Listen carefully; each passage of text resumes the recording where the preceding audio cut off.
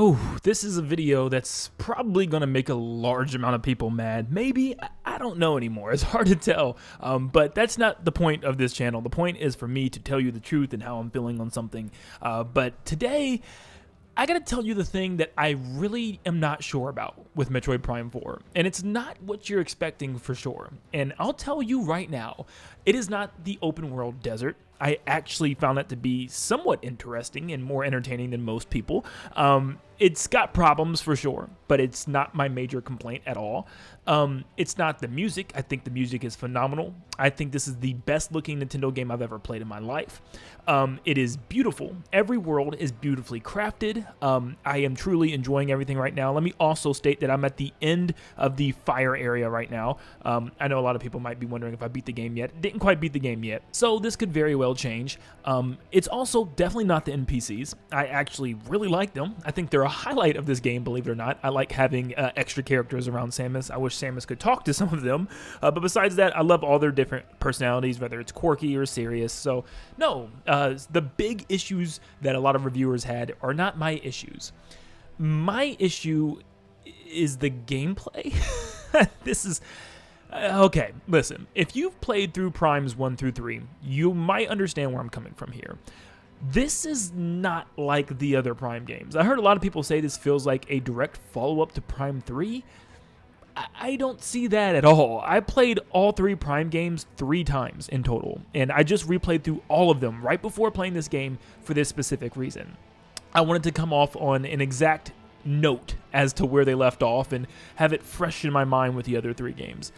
So I'm fresh off of those games, and jumping into Prime 4 did not feel like a direct follow-up to Prime 3. There's elements with the power-ups and abilities that do, but the overall gameplay is not like Prime 3 or Prime 2 or even Prime 1 of that matter. I'm really conflicted by it, and I don't want to say necessarily gameplay per se. It's more level design and what you have to do in this game, because it doesn't really feel like you have to do anything.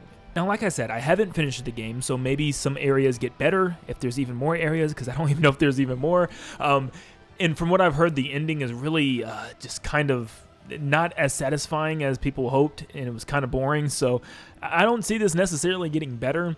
But let me stop yapping. I'm yapping up a storm. Let me tell you what I'm talking about here. So if you've ever played a Metroid Prime game, specifically Metroid Primes 1 and 2, you'll notice it is very much a 3D Metroidvania for the most part. Like, it pretty much sets you on your journey and says, go.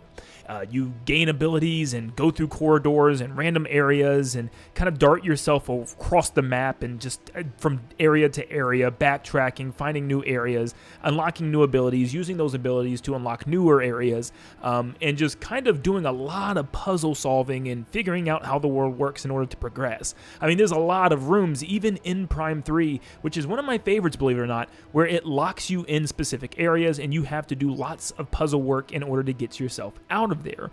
Prime is known for puzzles and exploration and figuring out how to progress forward. There's lots of times where I'm getting stuck and trying to figure out what am I missing, and scanning the room like crazy and finding, oh, I need to do this, and lots of pendulum things. I'm hitting this, domino effects, I guess you can say, where you shoot this and it falls over and hits this, and then you got to go move over here and move this around, and it just feels like it's just one big elaborate puzzle in every room that helps you progress forward once you figure out the solution.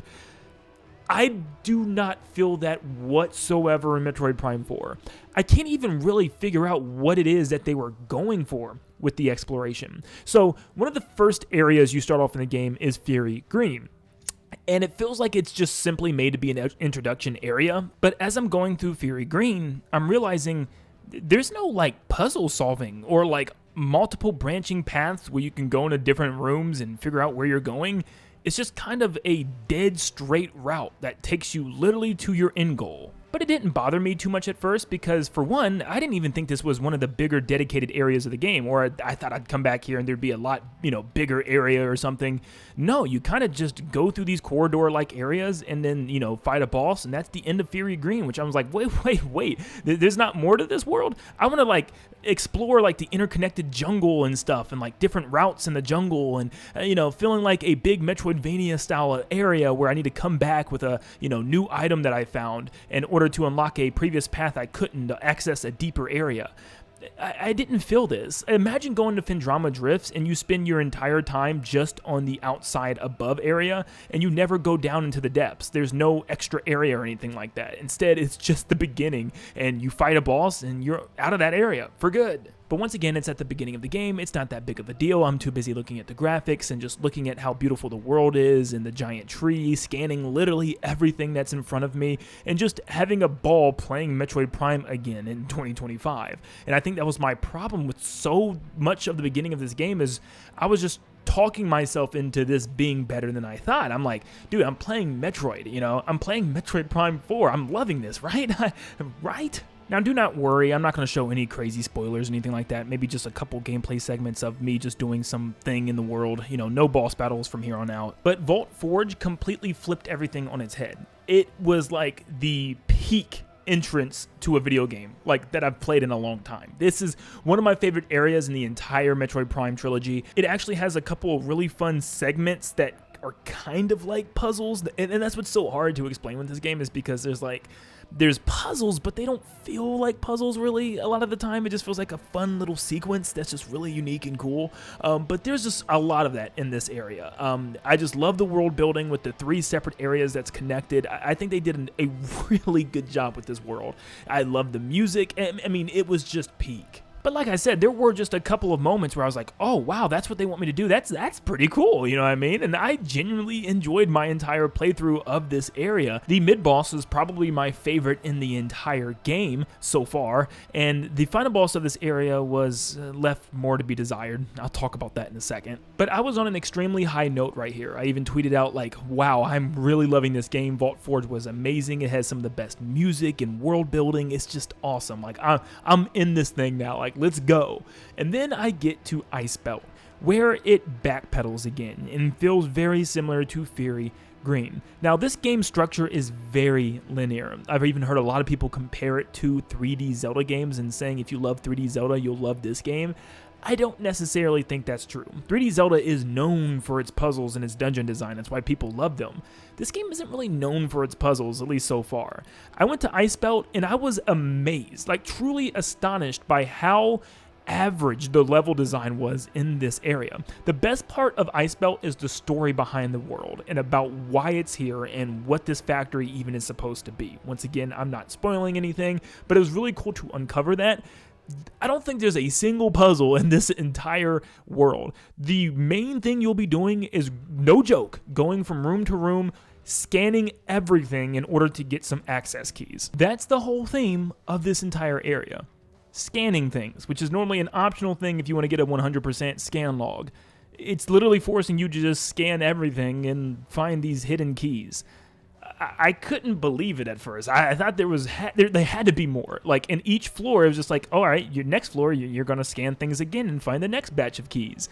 And it feels like they keep rinse and repeating the same concept in each area of this game, where the whole area is shut down and dead, but you have to turn on a generator at the very bottom, and then it turns everything back to life, and then there's enemies to fight now. And then you got to make your way back to the top where you started, but this time with all the power turned on. And like, it was really cool the first time in Vault Forge, but then they do it again in the next 2 areas, and they're probably going to do it again. I wouldn't be surprised. Also, the same thing with Vault Forge, the boss battle in this area is just like, it really surprised me.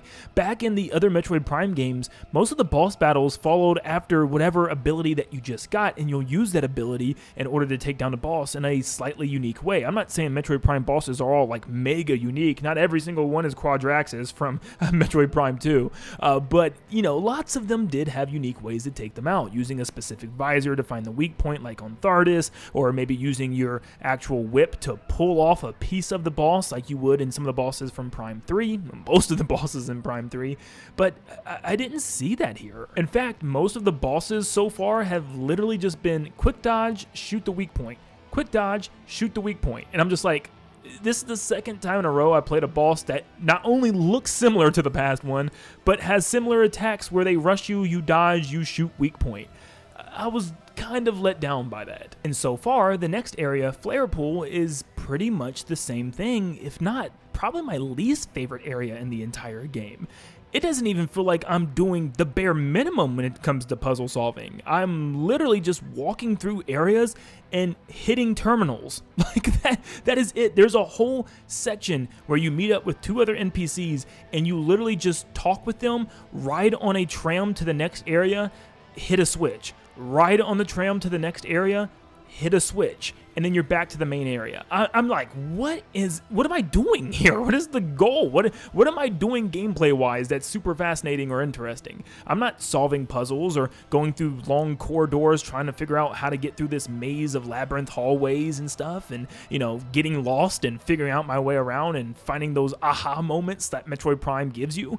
I didn't have any of those moments, not at all, not even close. In fact, at times it feels like a completely different genre of video game, like I'm in some type of detective investigation journalist adventure game where I'm going around and just scanning things and opening doorways and progressing forward down dead straight hallways. I mean, Metroid Prime is known for looking at your map because you're so lost all the time and figuring out where to go. I've like hardly used my map, but I'm like over halfway through the game, I feel like. And it's just like, the map is just straightforward hallways. There's no really real reason to look back at it. I'm glad I can actually mark things like, you know, energy tanks and missile expansions, which I will actually be able to go back and find a lot easier now that I can pin those on my map. But still, I'm just like, the map is kind of useless when there's no real puzzles or backtracking in the world that you're in. Am I crazy? Like, please tell me I'm crazy, because this is just how I've been feeling. I mean, let's just look back at some of the past games real quick to maybe even solidify my point a little bit more.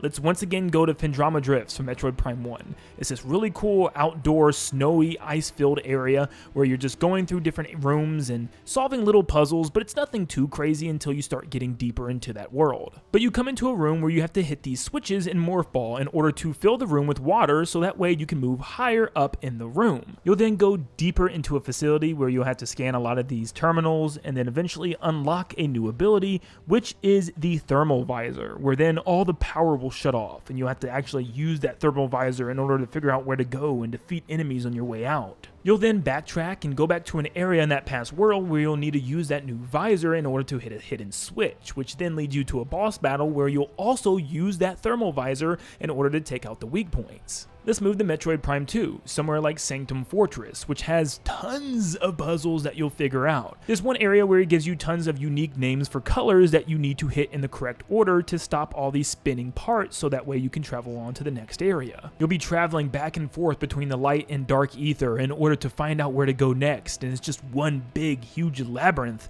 You'll even use your X-ray visor to find hidden switches and walls. I mean, literally there's puzzles everywhere you look in that game. And these are some of the best boss battles in the entire series, where they're all very, very unique with multiple phases and unique ways of taking them out. For instance, there's a Morph Ball boss battle, or the final boss in this area, Quadraxis, which is one of my favorite boss battles in gaming. It's not a boost out of the way at the last second and shoot the weak point type of boss battle. It has multiple phases and moving parts to it. You have to shoot and take down the hinges on his legs in order to take out the weak points on its feet with your Morph Ball bombs. Phase 2 has you battling the Flying Head, where you have to figure out how to attack it by using your Echo Visor that you found in this world, so you use it as a puzzle with the boss battle to take out the antenna that's controlling the head. This then allows you to take out the communicator antennas on its head, which enters a whopping third phase where you have to use a spider ball to blast on its head as it's flying around and detonate the interior part of its head. This boss battle utilizes every aspect of Samus's moveset up to this point. Now that looks pretty interesting, doesn't it?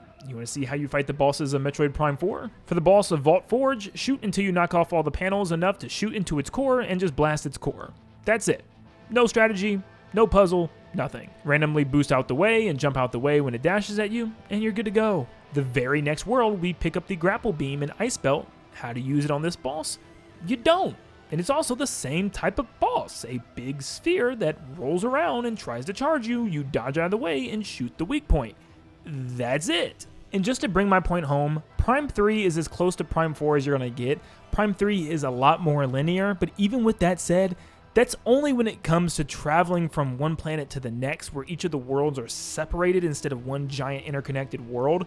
But even with that said, Each world is its own crazy labyrinth of a maze. Take Elysia, possibly my favorite area from any of the Prime games still to this date. You gotta go from sky building to sky building looking for pieces in order to build a bomb. You'll be solving puzzles by disconnecting cords or hot wiring circuitry in order to get things working again and unplugging things in order to get your ship to fly away with the pieces of the bomb. But before you drop the bomb, you gotta go underneath your escape pod and start hot wiring everything because it starts going to poop. But this whole area, and just like every other area of any Metroid Prime game, is just filled with different puzzles to solve in order to get around, and lots of backtracking and going from location to location, figuring out where to go and what you need to obtain in that world. When it comes to backtracking at all in Prime 4, it's going back to a past world and using one of your abilities to do the most simplest of tasks ever. No joke. I was moving around the entirety of Vault Forge when I had to return, looking for what they wanted me to do, when all I needed to do was enter the area,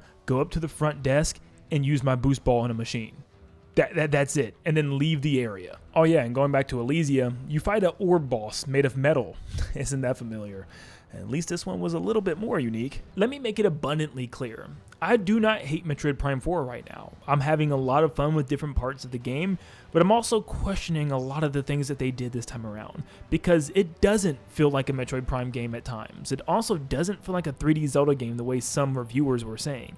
I would not recommend you play this if you love 3D Zelda games. There's not anywhere near enough puzzles to keep you interested. It's just a pretty good single-player adventure game that has you scanning things, learning about the lore of the world, and having lots of combat situations. The first handful of bosses in the game actually weren't terrible, and they actually utilized different abilities that you have at your arsenal.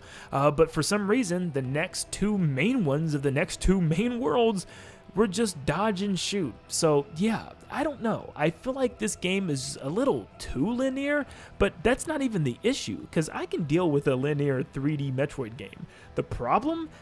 There's not much to do besides scanning some terminals, opening some doors, and talking to NPCs. So yeah, I'm not sure what went wrong there. But let me know in the comments down below if you're sharing the same opinion so far. Please tell me it gets better without spoiling the rest of the game for me. Like I said, I'm at the end of Vault Forge, about to fight the boss of that world.